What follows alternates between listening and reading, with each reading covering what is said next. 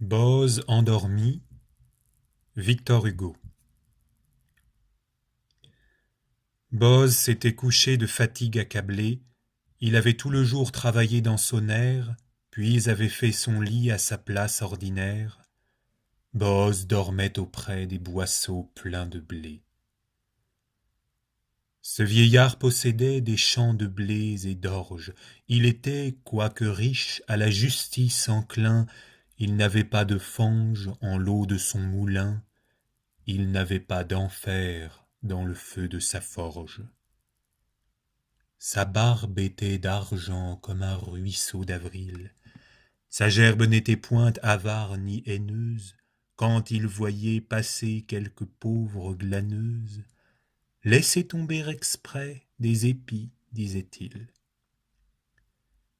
Cet homme marchait pur, loin des sentiers obliques, vêtu de probité candide et de lin blanc, et toujours du côté des pauvres ruisselants, ses sacs de grains semblaient des fontaines publiques. Boz était bon maître et fidèle parent, il était généreux, quoiqu'il fût économe. Les femmes regardaient Boz plus qu'un jeune homme, car le jeune homme est beau, mais le vieillard est grand. Le vieillard qui revient vers la source première entre aux jours éternels et sort des jours changeants, et l'on voit de la flamme aux yeux des jeunes gens, mais dans l'œil du vieillard on voit de la lumière. Donc Boz dans la nuit dormait parmi les siens, près des meules qu'on eût prises pour des décombres, les moissonneurs couchés faisaient des groupes sombres, et ceci se passait en des temps très anciens. Les tribus d'Israël avaient pour chef un juge, la terre où l'homme errait sous la tente inquiet des empreintes de pieds des géants qu'il voyait était mouillée encore et molle du déluge. Comme dormait Jacob, comme dormait Judith, Boz les yeux fermés gisait sous la feuillée. Or, la porte du ciel s'étant entrebâillée, au-dessus de sa tête un songe en descendit.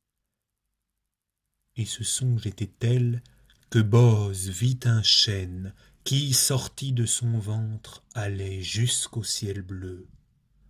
Une race y montait en une longue chaîne, un roi chantait en bas, en haut mourait un dieu. Et Boz murmurait avec la voix de l'âme, « Comment se pourrait-il que de moi ceci vint? Le chiffre de mes ans a passé 80, et je n'ai pas de fils, et je n'ai plus de femme. Voilà longtemps que celle avec qui j'ai dormi, ô Seigneur, a quitté ma couche pour la vôtre, et nous sommes encore tout mêlés l'un à l'autre, elle à demi vivante, et moi mort à demi. Une race naîtrait de moi, comment le croire? Comment se pourrait-il que j'eusse des enfants? Quand on est jeune, on a des matins triomphants, le jour sort de la nuit comme d'une victoire. Mes vieux, on tremble ainsi qu'à l'hiver le bouleau. Je suis veuf, je suis seul, et sur moi le soir tombe, et je courbe, ô mon Dieu, mon âme vers la tombe, comme un bœuf ayant soif penche son front vers l'eau. Ainsi parlait Boz dans le rêve et l'extase, tournant vers Dieu ses yeux par le sommeil noyé. Le cèdre ne sent pas une rose à sa base, et lui ne sentait pas une femme à ses pieds.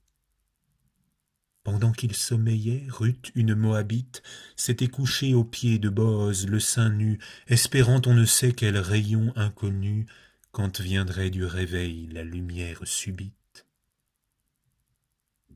Boz ne savait point qu'une femme était là, et Ruth ne savait point ce que Dieu voulait d'elle.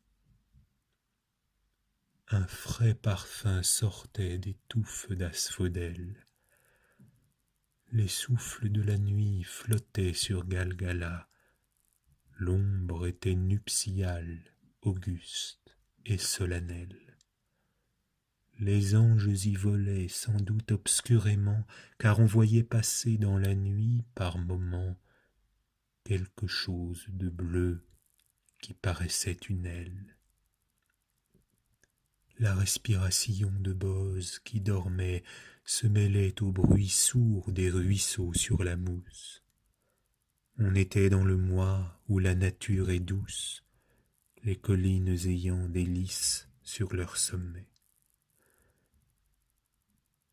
Ruth songeait et Bose dormait, l'herbe était noire, les grelots des troupeaux palpitaient vaguement.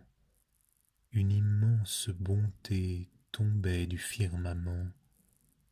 C'était l'heure tranquille où les lions vont boire. Tout reposait dans Ur et dans Jérimadette. Les astres émaillaient le ciel profond et sombre. Le croissant fin et clair parmi ces fleurs de l'ombre brillait à l'Occident et Ruth se demandait, immobile, ouvrant l'œil à moitié sous ses voiles, quel Dieu, quel moissonneur de l'éternel été avait en s'en allant négligemment jeté cette faucille d'or dans le champ des étoiles.